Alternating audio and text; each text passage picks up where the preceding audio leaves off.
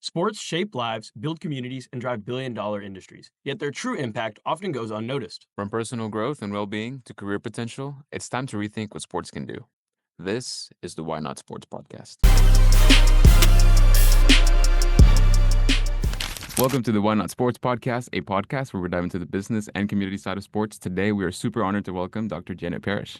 Dr. Janet Parish serves as a clinical professor of marketing at Mays Business School and is the director of the Reynolds and Reynolds Sales Leadership Institute. In her role, she equips future business leaders with the skills to excel in a competitive marketplace.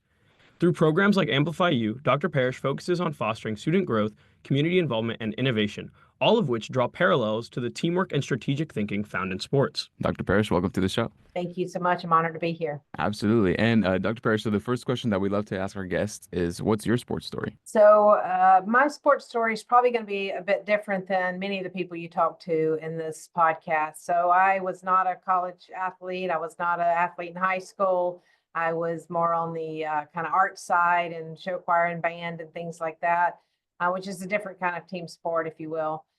Been around athletics my entire life, big college sports fan, even before I was employed at a university. But really, my passion for sports and elevating athletes came from getting to know athletes who became business leaders and seeing how all of the grit and determination that they develop as athletes translates to the business world, but they don't always see it. And so I became pretty passionate about trying to help current athletes see themselves as future business leaders. Gotcha. And can you tell us more about that, right? Like, what did that passion lead to AmplifyU? And can you tell us a little bit more about what AmplifyU is? Yeah, so I'll start with a little bit of background of how AmplifyU even came to be. I had a former student of mine who is now a sports attorney and consultant reach out to me in August of 21, so shortly after the NIL stuff kind of spun out. Her vision for what experiential education could look like, what Mays Business School should be doing for athletes, was really around protecting student athletes from bad NIL deals, NIL being name, image, and likeness. So there were a lot of early deals that were not great for the athletes. There's still to this day a lot of ambiguity in what the law is, and it varies from state to state. And so as Alex Sinatra was talking to me about this, and she had a law school professor, we had some folks from athletics on the call with us, she was just laying out this idea that her education as a Mays Business School student was so formative, and the experiential way that we teach at Mays really made a difference for her. And she thought, gosh, there's got to be something we can do in Mays to help these students. Well, I'm not an NIL expert, and honestly, that's not where I want to become an expert in those kinds of deals and negotiations. But I began to think, we do have some programming that we run in the Sales Leadership Institute that we might be able to pivot to kind of fill that void she's talking about. A couple of months later, in October of that same year, I met Chris Valletta. Chris Valletta is a former A&M football player, former NFL player, who graduated here in 2000. His vision for athletes was different. So where Alex was interested in creating a program to protect athletes from bad deals, to educate them on what NIL could do for them, positively or negatively, Chris's was a little bit different. He saw athletes as a natural talent pool for leadership in corporate America, where there is a lack of true leadership right now, or not a lack of, but there's not enough. The Gen X cohort is not big enough to fill the baby boomer cohort. So we need another talent pool. Athletes, especially at the D1 level, they've been through a lot to get there. And so they're kind of a natural talent pool. But too many athletes end up unemployed or underemployed because they don't think intentionally about how to take what they've done on the field, on the court, in the pool, and pivot it toward the business world. So after kind of hearing Alex's pitch and then Chris's pitch, then I began to kind of formulate a plan where we could leverage the NIL education requirement to begin to get current athletes to think about what they'll do whenever sport is. So our pitch to the athletes is, no matter when or how they choose to enter the business world, we're giving them some tools, some vocabulary, some frameworks, and most importantly, a network to do so. So the AmplifyU course, the AmplifyU program is really two-part. We have a full semester course that we call Athletes Mean Business. The athletics department target first year, so freshmen and transfer students for that course. The course itself meets the education requirements for NIL law, but it does way more than that. So the course is team taught. I'm the instructor of record, but there's a bunch of people who team teach the course, including other faculty and staff from A&M, but also a huge team of former Aggie athletes that come back and stand up with us in the classroom and help us teach the content. So we do a lot of things around personal branding, personal development, digital presence. How do they see themselves as a future business leader, tying together their athletic capabilities with their inherent strengths that are important to business. We talk about personal finance. We talk about other opportunities like entrepreneurship, licensing agreements. We do have a module on NIL law. We do teach them about contract negotiation. So that course is one component of AmplifyU that we've now are in our second semester of offering the full 3 credit hour course. The next layer of AmplifyU will be workshops and other kind of shorter experiences for students closer to graduate. So things like company site visits, personal branding workshops, other kinds of experiences that will help them begin to see themselves as future business leaders. And again, we're not trying to determine when that may be, but we want them to be prepared for when it happens. Yeah. And what's been the early buy-in from athletes on you guys' end? From the student athletes? Yes, ma'am. So we have a mix of students that are in the courses. So we target in-season athletes. Fall, we had a lot of football players, equestrian, a few other sports. This semester, we have softball, soccer, swimming and diving, golf, track and field. There is a variety of buy-in. Some of the students are sort of in the course because somebody told them they had to take it. Many of the students by the end of it see, wow, this is important stuff. And even though many of them are freshmen, they are seeing the things they're learning matter now. So even though we're talking about,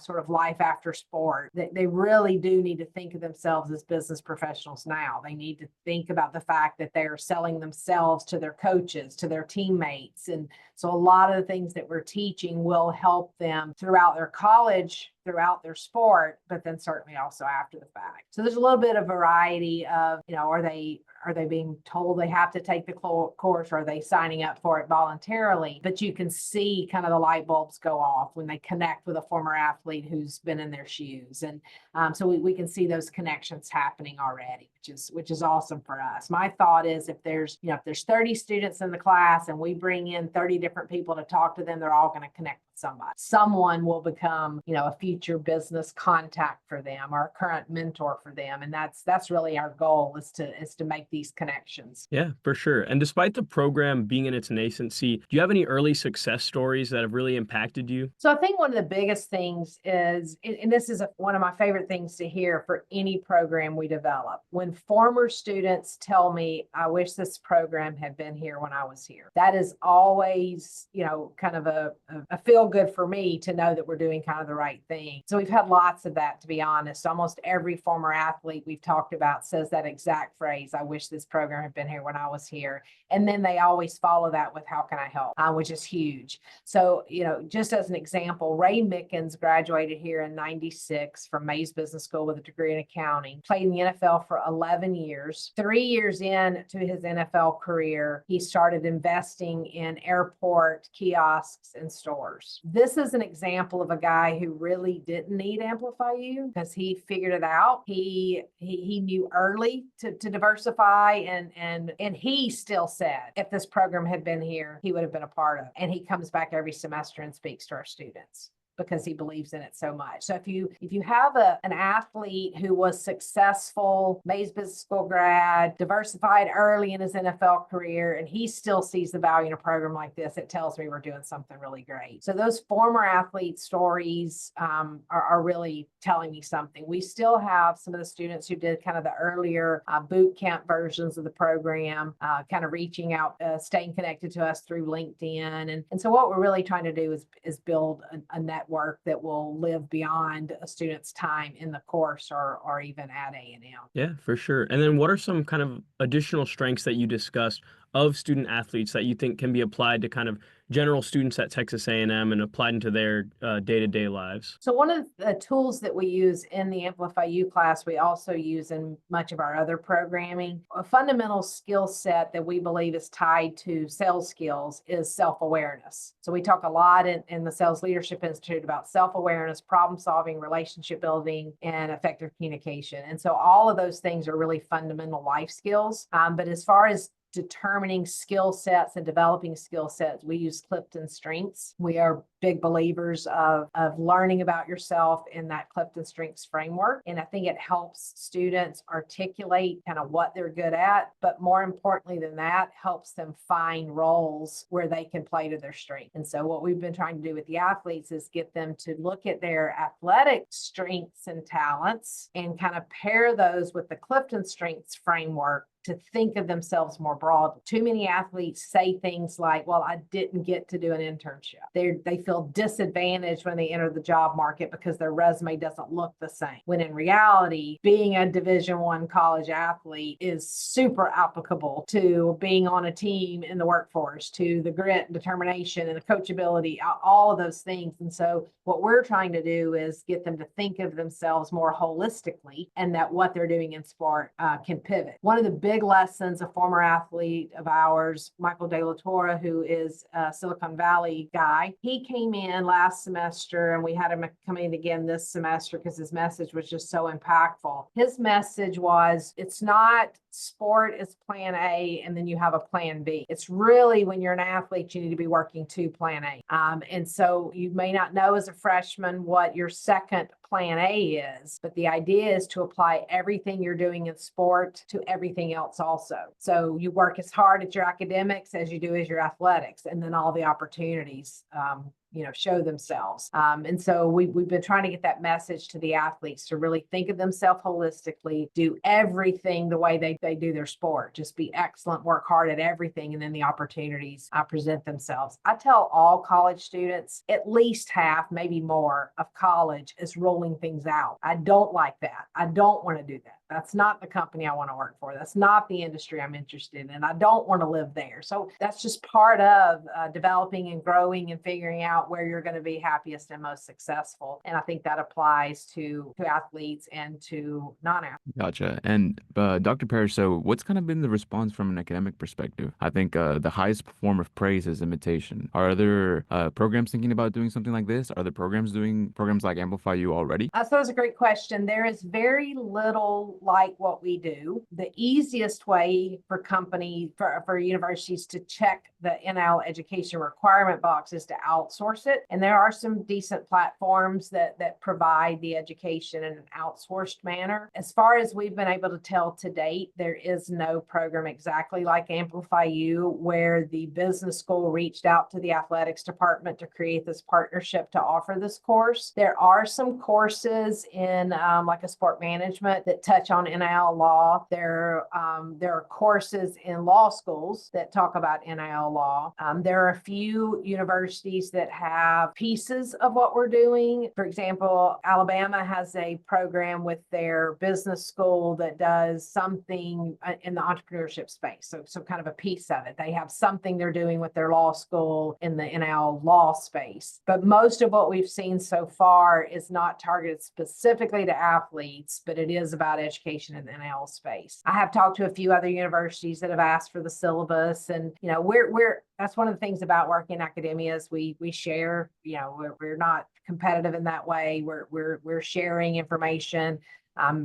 Enhancing what's happening for athletes all over the place is better for all of us. One thing that's going to be very hard to replicate is the number of former athletes that we have that participate. Aggies just kind of do that differently. I actually posted on LinkedIn yesterday. One of the things I love about being at Texas A&M is when we ask guest speakers to come, and by the way, they pay their own way to get here. When we ask guest speakers to come, they thank us for the opportunity. They are giving of their time, talent, and treasure, and they thank us for the opportunity. That's unique. And so last semester, we had 36 student athletes in the course, and we had more than 40 former athletes come back and speak.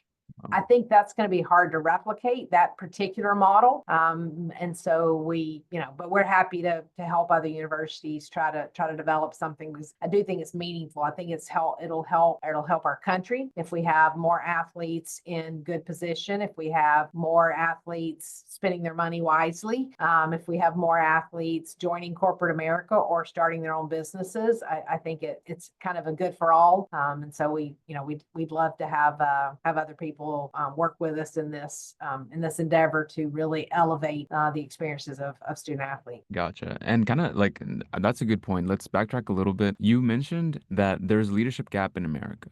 There might also be kind of a stereotype or a stigma around like athletes and in the business world. Like, what are some common misconceptions about athletes going into business, going into other professions, like that you can kind of touch on? I think the biggest issue is that athletes don't feel prepared. And I don't know if that's a misconception, but that's on them, that they don't feel as prepared. Most companies that I talk to love to hire athletes. And there's lots of examples of people who say, if I have two students who are equally qualified, I'm going with the athlete every time, because we know they had to have the grit and the work ethic and the discipline, and they're coachable and adaptable, and all of those great traits. So I think the biggest issue is it's not really a misconception, but it's that they feel underprepared. And so the more we can do to talk to them in college about life after sport, and again, it's not telling them they're not going pro, but everybody retires from sport at some point. Right. And so it's just whenever they become business people. Companies love to hire them.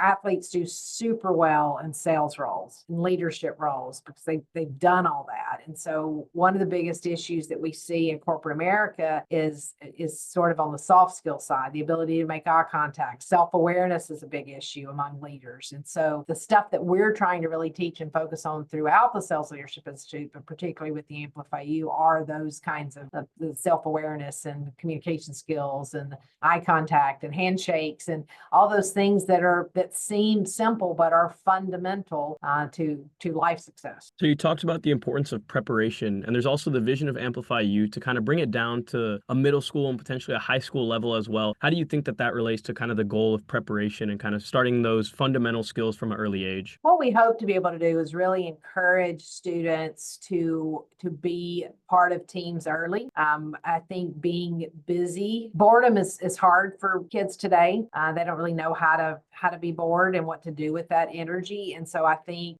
part of it is they need to learn to deal with that. If we can get more students participating in athletics, it doesn't have to be athletics, team stuff. It can be band, and it can be the chess team. I don't care, what it is, but more involved in programs like that from an early age. It just helps them develop leadership skills, helps them learn themselves better. Teamwork is the most transferable skill, period. I don't care what your major is, what your undergraduate degree was, what sports you played. I don't care about any of that. Teamwork is the most transferable skill. So if we can get students learning those skills earlier, there's all kinds of stats that talk about, when they start playing t-ball early, they just learn all those kinds of things.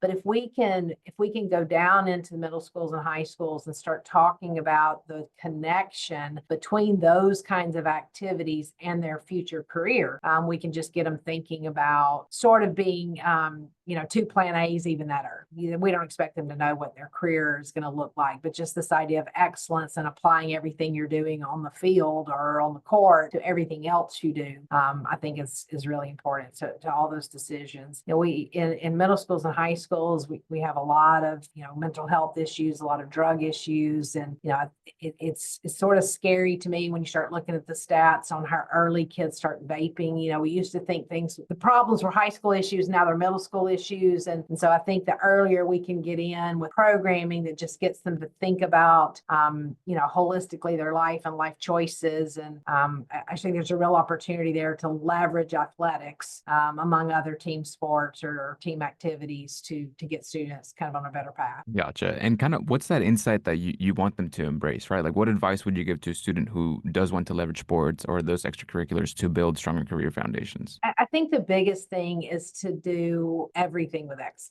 even things you don't like. If you were, I had a guy quote one time, he said, if you're the best in the world at the job you have today, regardless of what that job is, if that's being a stay-at-home mom, if that's the CEO, if that's the bus driver, whatever your job is today, if you're the best in the world at that job, then the opportunities will come. Raises, promotions, other job opportunities will come. And so I think if we can just get young people to focus on being sort of the same at every piece of their life, people tend to work hard at what they like and maybe not so much at the other things. But if we can begin to demonstrate that hard work and initiative, if they'll do it in every aspect of their life, then it's just about keeping opportunities open. For sure. And now kind of looking towards the future with already a successful program, what is your main goal for the future as kind of the program develops? I know now you said there's around 36 student athletes. Do you want more expansion of that, or do you kind of want a more profound impact within that cohort? Yeah. How do you see the program evolving over time as the Yeah, collegiate landscape evolves? Okay, that's a great question. So right now we had 36 in the fall. We have 19 now. We always expect fall to be bigger than spring, so we're not surprised by those numbers. But we do want the cohort to double. So at some point we want the fall to get, maybe next year it'll be 40 and then the next year 50. We'd love to be serving about 100 to 110 athletes a year between fall and spring. And then, and so we expect that to grow year over year. Now that obviously that's going to depend on kind of how some things shake out with NIL. But if we could be serving about 100 a year, we'd be super happy with that. But then we want to do more of the one-off stuff. We want more corporate partners that are interested in sort of a long-term play to build relationships. We would love to be able to get to the point where any athlete who needed our help to get a job, we could connect them to a job. Not all of them will need our help because one, some of them will go pro. Two, some of them already have connections through their major of choice or whatever. Say 10% of them need us. We want to almost be able to guarantee them job. We also want to work with corporate partners to create micro internships or externships so that those who can't do a full semester, full summer internship do have some work experience. That being said, we don't want athletes to feel like those are critical components for them to enter the workforce. What they're doing in sport is already sufficient for them to get interviews, but there are a lot of companies that only hire from their internship pool. And so if we can create some better connections with industry partners, then we'll just create more job opportunities for those. And again, we don't care if it's when they're 22 or if it's when they're 32. We want them to leverage the network that we're helping them create. Absolutely. And how can organizations partner, with academic initiatives like AmplifyU, right? From an innovation, diversity, and community impact, like how can organizations reach out to you and say like, hey, we want to help, we want to get involved in this? So anytime I talk with anybody about AmplifyU, I'm always asking for connections to more former athletes who want to give up their time and come, connections to corporate partners that are interested in building a long-term relationship with these students to recruit, to help us, with developmental workshops, with experiences for them. So any corporate partners that are interested in recruiting. And then we're also looking for an endowment that will help us keep this program going forever. So any foundation that wants to contribute to an educational initiative or any, individuals that want to sponsor programs like this. So connections, more former athletes, corporate partners, or potential donors who want to help support this to make sure it becomes a permanent part of the university. Those are all things that we always ask for. Corporate partners can, again, they can participate in the AmplifyU, the Athletes Mean Business course. As a matter of fact, we have Bank of America coming to do a panel session in a couple of weeks to explain what their career options could look like for athletes. We have Higginbotham as a partner. Goosehead works with us. So several different partners that come to our end of the year banquet, sit at the table with the athletes, get the opportunity to network with them. So there's multiple different ways for companies to be involved in the current program, but we are looking for opportunities for students as they get closer to the job market to engage corporate partners. Now, lastly, as we kind of wind down the episode, you already gave plenty of advice for aspiring leaders, aspiring athletes looking to enter the business space. Do you have one kind of final piece of advice that you want to close on? You know, authenticity is super important. And so I think the more we can focus on the idea of personal branding really being about how do you incorporate self-awareness, but I would, work hard and be authentic. The relationships matter. Aggies love to help Aggies. And so I think the parting comment should be work hard, be authentic, and leverage your network. Awesome. And we are at Texas A&M, Dr. Parrish, and the last thing we like to do is, would you like to send some goodwill out to anybody? Certainly to Alex Sinatra and Chris Valletta. We wouldn't be having this conversation today if those two former students hadn't, sort of accidentally connected with me on something that has become bigger than all three of us. And so they certainly deserve credit for leaning on this institution, expecting big things out of this institution, and then helping enable it. Awesome. Dr. Parrish, thank you for joining the show. All right, thank you.